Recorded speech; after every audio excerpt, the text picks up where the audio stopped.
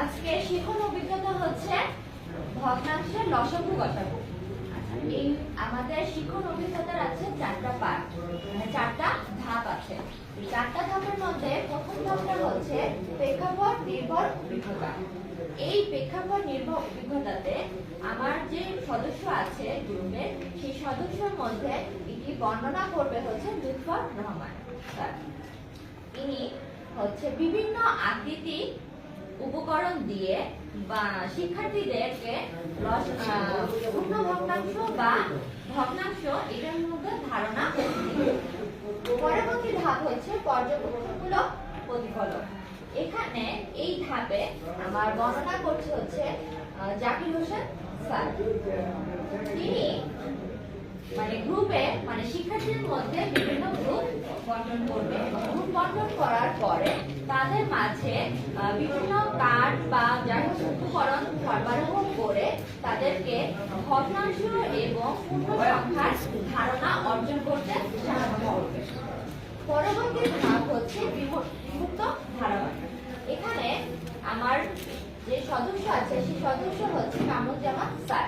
তিনি বিভিন্ন জোড়া করবে এবং শিক্ষার্থীদেরকে কাজ দিবে। কাজ দেওয়ার মাধ্যমে তারা ধারণা অর্জন করবে ভগ্নাংশ এবং পূর্ণ সংখ্যার মাধ্যমে লসাগু এবং গসাগু নির্ণয় করা যায় কিনা তারা নিজেরা অভিজ্ঞতা অর্জন করবে।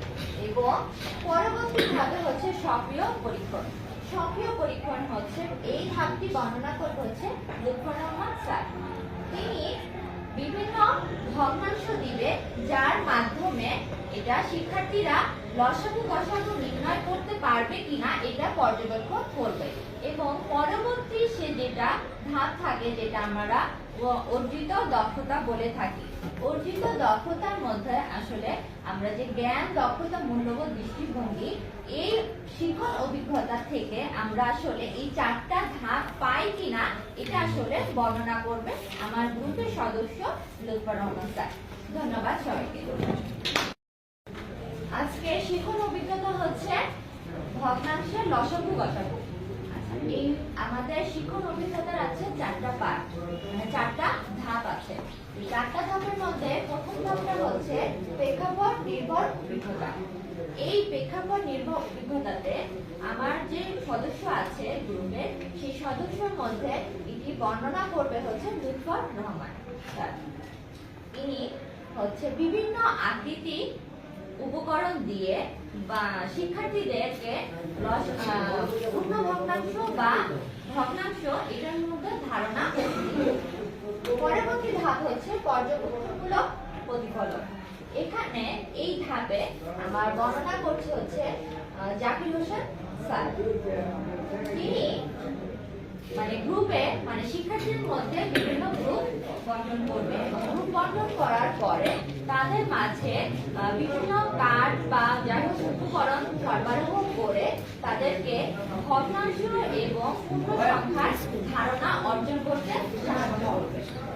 পরবর্তী ধাপ হচ্ছে বিমুক্ত ধারণা। এখানে আমার যে সদস্য আছে সেই সদস্য হচ্ছে কামরুজ্জামান স্যার। তিনি বিভিন্ন জোড়া করবে এবং শিক্ষার্থীদেরকে কাজ দিবে। কাজ দেওয়ার মাধ্যমে তারা ধারণা অর্জন করবে ভগ্নাংশ এবং পূর্ণ সংখ্যার মাধ্যমে লসাগু এবং গসাগু নির্ণয় করা যায় কিনা তারা নিজেরা অভিজ্ঞতা অর্জন করবে। এবং পরবর্তী ধাপে হচ্ছে সক্রিয় পরীক্ষণ। সক্রিয় পরীক্ষণ হচ্ছে এই ধাপটি বর্ণনা করবে হচ্ছে লুৎফর রহমান স্যার। তিনি বিভিন্ন ভগ্নাংশ দিবে যার মাধ্যমে এটা শিক্ষার্থীরা লসাগু গসাগু নির্ণয় করতে পারবে কিনা এটা পর্যবেক্ষণ করবে। এবং পরবর্তী সে যেটা ধাপ থাকে যেটা আমরা অর্জিত দক্ষতা বলে থাকি। অর্জিত দক্ষতার মধ্যে আসলে আমরা যে জ্ঞান দক্ষতা মূল্যবোধ দৃষ্টিভঙ্গি এই শিখন অভিজ্ঞতা থেকে আমরা আসলে এই চারটা ধাপ পাই কিনা এটা আসলে বর্ণনা করবে আমার গ্রুপের সদস্য লুৎফর রহমান স্যার। ধন্যবাদ সবাইকে। আজকে শিখন অভিজ্ঞতা হচ্ছে ভগ্নাংশের লসাগু গসাগু। এই আমাদের শিখন অভিজ্ঞতার আছে চারটা পার্ট, মানে চারটা ধাপ আছে। এই চারটা ধাপের মধ্যে প্রথম ধাপটা হচ্ছে প্রেক্ষাপট নির্ভর অভিজ্ঞতা। এই প্রেক্ষাপট নির্ভর অভিজ্ঞতাতে আমার যে সদস্য আছে গ্রুপের, সেই সদস্যের মধ্যে এটি বর্ণনা করবে হচ্ছে লুৎফর রহমান স্যার। ইনি হচ্ছে বিভিন্ন আকৃতি উপকরণ দিয়ে বা শিক্ষার্থীদেরকে পূর্ণ ভগ্নাংশ বা ভগ্নাংশ এটার মধ্যে ধারণা দিবে। পরবর্তী ধাপ হচ্ছে পর্যবেক্ষণমূলক প্রতিফলন। এখানে এই ধাপে আমার বর্ণনা করছে হচ্ছে জাকির হোসেন স্যার।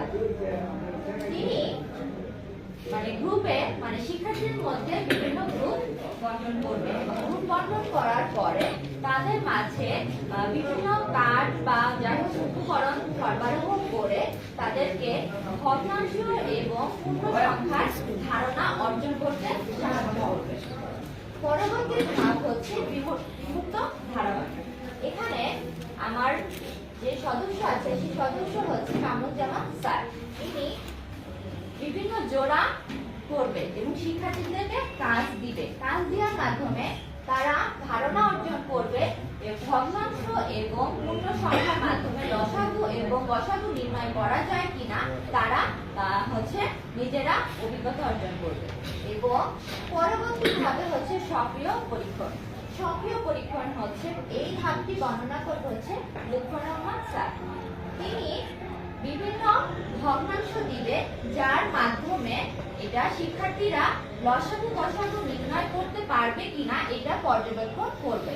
এবং পরবর্তী সে যেটা ধাপ থাকে যেটা আমরা অর্জিত দক্ষতা বলে থাকি।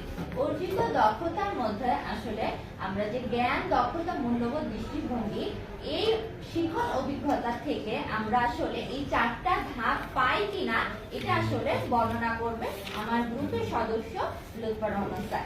ধন্যবাদ সবাইকে।